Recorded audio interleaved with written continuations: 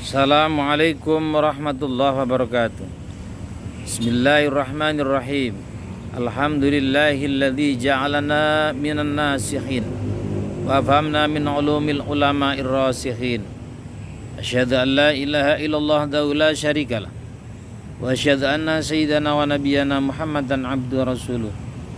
Allahumma salli ala sayyidina Muhammad wa ala alihi wa sahbihi ajma'in. Kaum muslimin wal muslimat dimanapun anda berada, semoga tetap dilindungi oleh Allah subhanahu wa ta'ala. Pada kesempatan sore hari ini, marilah kita yang pertama memanjatkan puji syukur kita kehadirat Allah subhanahu wa ta'ala, karena berkat limpahan rahmat, nikmat serta maunah dari Allah subhanahu wa ta'ala sehingga kita sampai detik ini, sampai sore ini, semoga tetap masih mampu menjalankan kewajiban kita sebagai seorang muslim atau muslimah, yakni menjalankan ibadah puasa. Moga-moga senantiasa diterima di sisi Allah subhanahu wa ta'ala. Salawat dan salam semoga oleh Allah subhanahu wa ta'ala tetap tercurahkan, terlimpahkan kepada beliau baginda Rasulullah Muhammad sallallahu alaihi wasallam, Nabi akhir zaman, Nabi yang mampu menjadi contoh umatnya, sampai-sampai Allah subhanahu wa ta'ala mengatakan dalam ayat suci Al-Quranul Karim, wa innaka la'ala khuluqin azim. Sungguh wahai Muhammad, engkau adalah manusia yang punya akhlak yang sangat mulia dan sangat agung. Kaum muslimin wal muslimat yang dirahmati Allah subhanahu wa ta'ala, Allah subhanahu wa ta'ala memerintahkan kepada kita sekalian lewat surat Al-Imran ayat 92. A'udzubillahi minasyaitonirrajim. Bismillahirrahmanirrahim. Lan tanalul birra hatta tunfiqu mimma tuhibbun. Kamu sekalian tidak akan sekali-kali akan memperoleh satu kebaikan sehingga kamu mampu mendermakan, menginfakkan untuk kepentingan musalla, kepentingan pembangunan pondok pesantren, kepentingan untuk pembangunan rumah sakit, madrasah, dan untuk kepentingan izul Islam wal muslimin yang lain yang manfaatnya bisa dirasakan oleh orang banyak. Insya Allah itu bagian yang tidak terpisahkan dari apa yang dikatakan oleh Allah subhanahu wa ta'ala dalam surat Al-Imran ayat 92 ini. Jadi karena itu ada salah satu contoh dari sahabat Rasulullah Muhammad sallallahu alaihi wasallam, yaitu sahabat Abu Talha radhiyallahu anhu. Beliau ini adalah sebagai seorang motivator, memberikan contoh yang terbaik pada waktu itu. Beliau tergolong golongan Ansor karena beliau ini adalah orang yang begitu kaya raya, punya kekayaan yang melimpah ruah. Maka Rasulullah pun sering mengunjungi kebun beliau, sering minum di kebun beliau. Kebun itu adalah bernama Bairuha. Kebun Bairuha ini adalah memberikan inspirasi kepada kita sekalian sebagai umat Islam bahwasanya begitu hebatnya sahabat Abu Talha. Begitu ayat ini turun, maka berdirilah sahabat Abu Talha untuk menghadap junjungan kita Nabi besar Muhammad sallallahu alaihi wasallam. Apa yang terjadi? Beliau mengacungkan tangannya. Beliau kan memberi isyarat bahwasanya kebun yang paling dicintai itu adalah diberikan untuk kepentingan Islam lewat junjungan kita Rasulullah Muhammad sallallahu alaihi wasallam. Jadi apa yang dikatakan oleh Allah, manusia itu sebetulnya waduhibbunal mala hubban jamma. Semua manusia itu adalah punya keinginan, punya naluri bahwasanya ingin mempunyai harta yang begitu banyak. Begitu manusia dikasih kekayaan, dikasih harta benda yang melimpah, tetapi karakter dan jiwa manusia itu maka akan berbalik arah.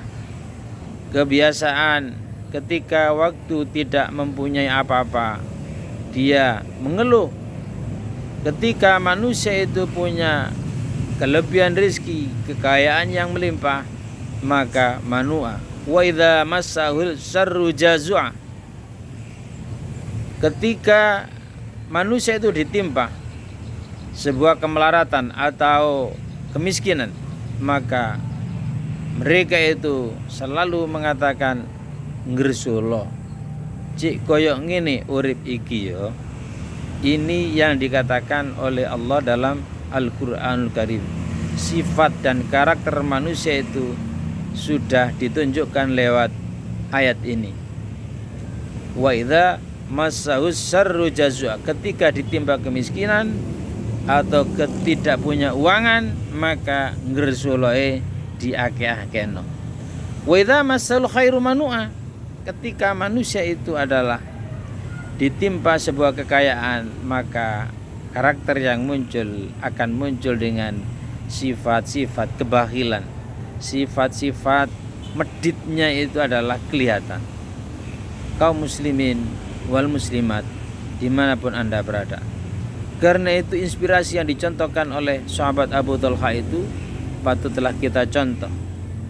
Karena siapa lagi yang memberikan sumbangsih untuk pengembangan pendidikan umat Islam kalau tidak orang Islam sendiri, kalau tidak dibangun oleh kekuatan-kekuatan civil society umat Islam, sehingga umat Islam itu akan menjadi kokoh dan kuat, akan menjadi al-mu'minul qawiyyu, mukmin yang kuat, baik dari sisi iman dan takwanya, baik dari sisi pendidikannya, baik dari sisi sosialnya. Karena itu Allah Subhanahu wa taala memerintahkan kepada umat manusia dalam ayat yang lain, inna a'tayna kal kautsar fasalli li rabbika wanhar.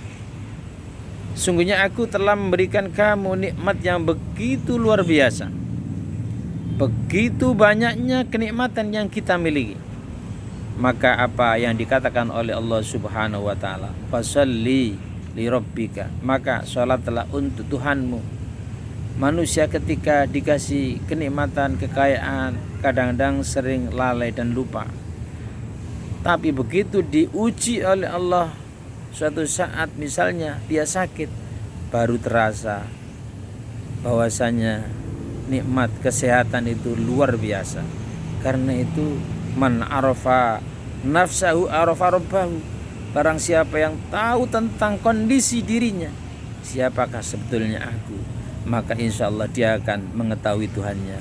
Maka disinilah letak dan peranan manusia, hendaknya selalu ingat ta'abbud ilallahi ta'ala. Fasalli li rabbika, salatlah kepada Tuhanmu. Wanhar. Kemudian yang kedua adalah manusia ketika sholat tidak hanya cukup dengan sholat saja, tapi manusia itu harus mengingat lingkungan sekitar, lingkungan sekelilingnya. Maka berkorbanlah untuk mereka. Karena dimensi kekuatan umat Islam itu bukan hanya terletak pada sholatnya saja, tetapi bagaimana hidup sosial di tengah-tengah kehidupan masyarakat itu juga harus diperhatikan. Maka wanhar itu bagian daripada pengorbanan kita terhadap lingkungan kita, terhadap pendidikan kita, terhadap perkembangan pondok pesantren kita, terhadap masjid kita, terhadap musola kita, terhadap kemiskinan yang terjadi di sekeliling kita. Ini memberikan satu jawaban bahwasanya kita harus terus berupaya untuk yang pertama menjaga diri kita, keluarga kita, kemudian lingkungan kita. Wanhar, berkorbanlah untuk diri sendiri, untuk orang lain, untuk kepentingan masyarakat banyak. Hadirin kaum muslimin yang dimuliakan Allah SWT. Kemudian yang paling akhir bahwasanya seringkali manusia itu kalau mengumpulkan harta itu akan lalai. Maka Allah berfirman, alhaakumut takasur. Ketika manusia banyak mengumpulkan harta, maka sejatinya manusia itu akan lalai. Sejatinya manusia itu diberi sifat-sifat kelalaian. Maka manusia semacam ini harus diingatkan, karena kekayaan itu tidak akan abadi, kekayaan itu tidak akan dibawa mati, maka Allah menjelaskan dalam ayat berikutnya, hatta zurtumul maqabir, sehingga manusia itu bahasa Jawa niku dipatok iluru niku baru manusia itu sudah bisa berhenti, nggak bisa mencari duit dan nggak bisa mencari kekayaan yang lain. Karena itu mumpung kesempatan emas, harta benda masih dibutuhkan oleh kepentingan izul Islam wal muslimin, maka pun sampai medit-medit, jangan sampai bakhil, karena nanti ada satu hari di mana harta benda itu tidak akan berfungsi, anak pun tidak akan ada gunanya. Yauma la yanfa'u malu wala banun illa man atallah biqalbin salim.